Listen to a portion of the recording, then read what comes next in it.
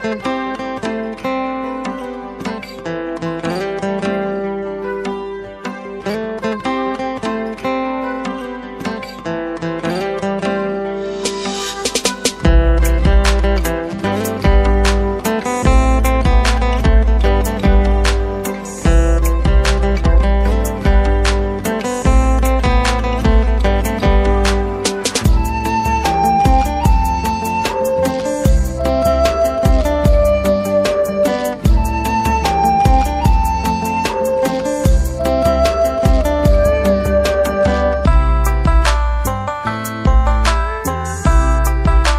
चाहिँ हाम्रो टेन्ट हो। यसमा हाम्रो छेवाङ बस्छ।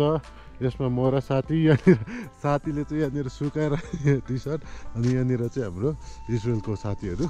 अनि अब चाहिँ हामी एकछिन झोका एकछिन माथिसम्म डुल्न गइरहेको छौँ। तपाईँहरूलाई देखाउँछु यहाँनिर चाहिँ के रहेछ भनेर, जति सक्दो आफूले देखाउनु सक्छु तपाईँहरूलाई देखाउँछु है। अनि दिन चाहिँ अहिले पानी पर्ला जस्तो भइरहेको छ, पानीको छिटा पनि आइरहेको छ। अब हेरौँ के हुन्छ।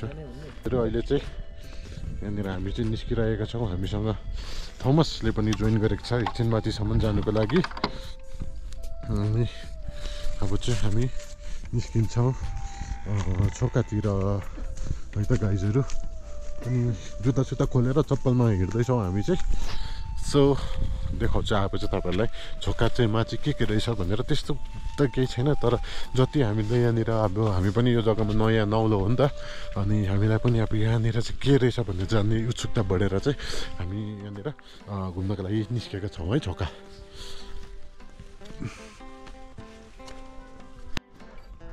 यहाँनिर चाहिँ सानो हटहरू नै रहेछ। त्यो हामी बसेको चाहिँ यो हो तलको है, हामी बसेको चाहिँ यो हो। अनि यहाँनिर पनि हामी सँगसँगै एउटा ग्रुप आएको थियो, उनीहरू चाहिँ यहाँनिर बसेको छ। अनि यो पनि एउटा जग्गा हो बस्नुको निम्ति सायद होला। अनि यहाँनिर चाहिँ सानो स्तूपा रहेछ माने। अनि हामी चाहिँ यहाँनिर कभर गर्दै गइरहेको छौँ छोका यहीँ माथिसम्म। यो माथि जुन चाहिँ तपाईँहरूले लुङथा देखिरहनु भएको छ त्यहाँसम्म चाहिँ हामी जानेछौँ है।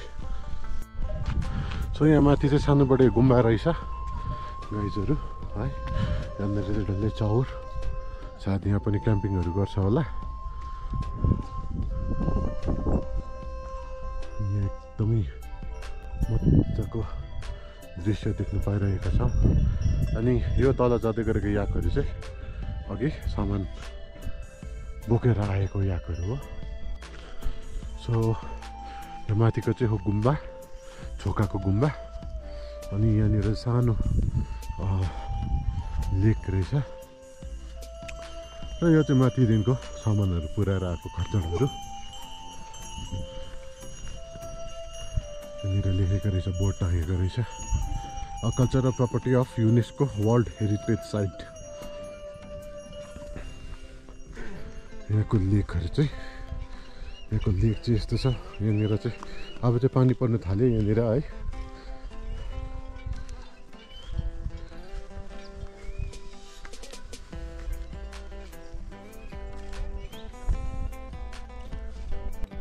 र गाइजहरू हामी चाहिँ एकछिन गुम्बा पस्ने छौँ, तर अब दिन्छ दिँदैन त्यो चाहिँ थाहा छैन है। भित्र क्याप्चर पनि गर्नु दिन्छ दिँदैन त्यो थाहा छैन, तर पनि अब हामी सोधेर नै क्याप्चर गर्नेछौँ भित्रको चाहिँ। अनि यहाँनिर सानोबाट पुल छ। यहाँनिर चाहिँ त्यो जोइन्ट लेकको चाहिँ यहाँबाट चाहिँ क्रस गरेर जानुपर्ने हुन्छ।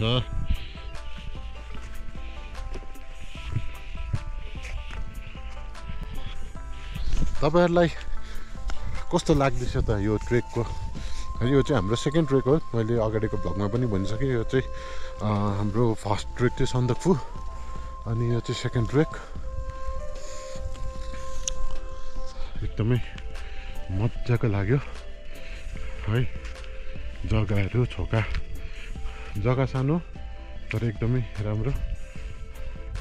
यहाँनिर चाहिँ पहिला मान्छेहरू बस्ने गर्थ्यो भनेर चाहिँ एउटा इन्फर्मेसन लिएको थिएँ अघि गाइड भाइसँग।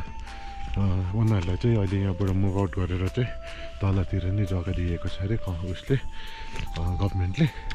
भनेर अब त्यो कतिको कन्फर्म छ त्यो चाहिँ मलाई थाहा छैन, तर पनि अब त्यस्तै भन्ने चाहिँ मैले सुनेको। अनि हामी चाहिँ यहाँनिर भित्र पस्नु दिने रहेछ।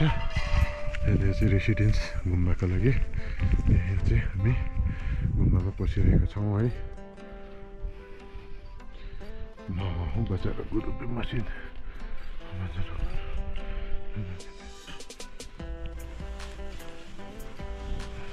यो चाहिँ छोकाको गुम्बा रहेछ। हजुर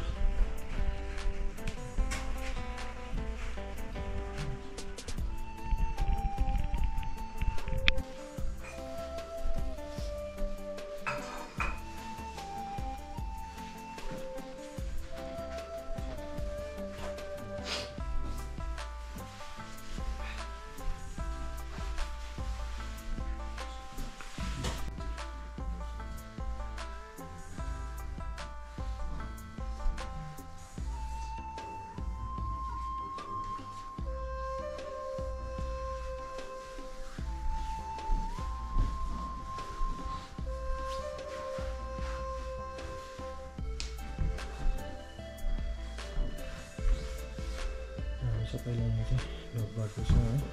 मैले गरिसकेर साथी र गर्दैछ। एकदम खुसी लाग्यो है।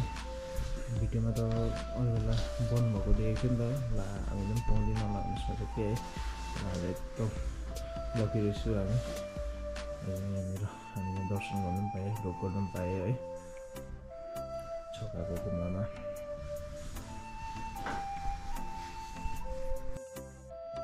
यहाँ छोकाको गुम्बामा दर्शन गरेर निस्किरहेका छौँ हो। अब पानीको छिटा पनि आयो, अब गएर क्याम्पमा नै टेस्ट गर्नुपर्छ होला। अनि अब तल एक दुईवटा पिक्चर चाहिँ क्लिक गरेर चाहिँ हामी जाँदैछौँ। अनि यहाँबाट देखिने लेकको भ्यू चाहिँ यस्तो छ। अनि याकले चाहिँ तल आफ्नो जिउ सफा गर्दैछ है। सो हामी चाहिँ अब जाँदैछौँ आफ्नो टेन्टको तर्फ।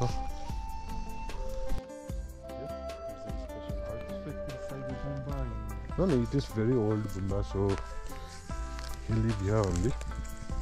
No, it was for you to pray. Yeah. You need any specific artifact? No, you can come regularly and pray to God Gumba is for our good life and good health. We can pray. We can come daily in morning and in evening. We can come daily and pray to the God. You do it in the Gumba like Christians do it in the church. Yeah. Like Christians go to the church, Muslims go to the this mosque, and we come to the Gumba. But it's not that inside the Gumba there is something specific you need. No. गाइजहरू यो चाहिँ अब चाहिँ यहाँनिर हल्का फोटोसोटो खिचेर हामी जाने। यहाँनिर अब हाम्रो इजरायलको साथीसँग हल्का टुटाफुटा इङ्ग्लिस दिँदै हिँड्दैछौँ हामी चाहिँ, जानी नजाने। सो हामी चाहिँ यहाँनिर अब फोटो खिच्दै हिँडिरहेको छौँ। अनि यहाँ तल चाहिँ यो जुन चाहिँ याकहरू छ, अनि उहाँहरूको जुन चाहिँ लिएर आउँछ याकको उयसहरू, उनीहरू चाहिँ यहाँ तलको छाना भएकोमा त्यहाँनिर गोठ रहेछ, त्यहाँनिर गोठ राखेर उहाँहरू चाहिँ त्यहाँनिर बस्ने रहेछन् होइन। यहाँनिर सबै याकहरू सबै सामान बोकेर आएकोहरू हो। अनि अब यहाँबाट एकछिन बसेर चाहिँ हामी निस्केर फेरि तल जान्छौँ है त। गाइजहरू अहिले चाहिँ हामी आफ्नो क्याम्पतर्फ लागिरहेका छौँ है, किनभने यहाँनिर चाहिँ पानी पर्नु थाल्यो। आफ्टरनुन र इभिनिङ टाइममा चाहिँ पानी पर्नु थाल्दो रहेछ यहाँनिर चाहिँ। सो अहिले हामी अब क्याम्पतिर गएर आफ्नो क्याम्पमा रेस्ट गर्छौँ। जिउलाई पनि रेस्ट चाहियो। भोलि फेरि 9 किलोमिटर वक छ यहाँदेखिको। कहाँसम्म हो के अरे के पो माथिको नाम? जङ्ग्री, झन्डै खङ्ग्री भन्दैछु मैले।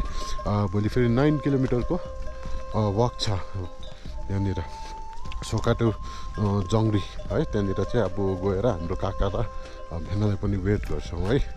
र गाइजहरू अहिले चाहिँ रुम जाने भनेर सोचिरहेको थियो। रुम त होइन, क्याम्पमा जाने भनेर सोचिरहेको थिएँ। साथीले चाहिँ फेरि यहाँनिर अगाडि दुईवटा माने छ नि त, अनि यहाँ मानेसम्म एकछिन पुगेर आउँ न भनेर चाहिँ हामी यहाँ पस्दैछौँ हो। यहाँनिर चाहिँ पुरानो माने रहेछ हो। अनि त्यही भएर चाहिँ हामी यहाँनिर मानिसमा आइरहेको छौँ है। अनि साथीले चाहिँ उताको भ्यू खिच्दैछ है। भ्यू पनि हेर्नु न कति राम्रो दिनहरू।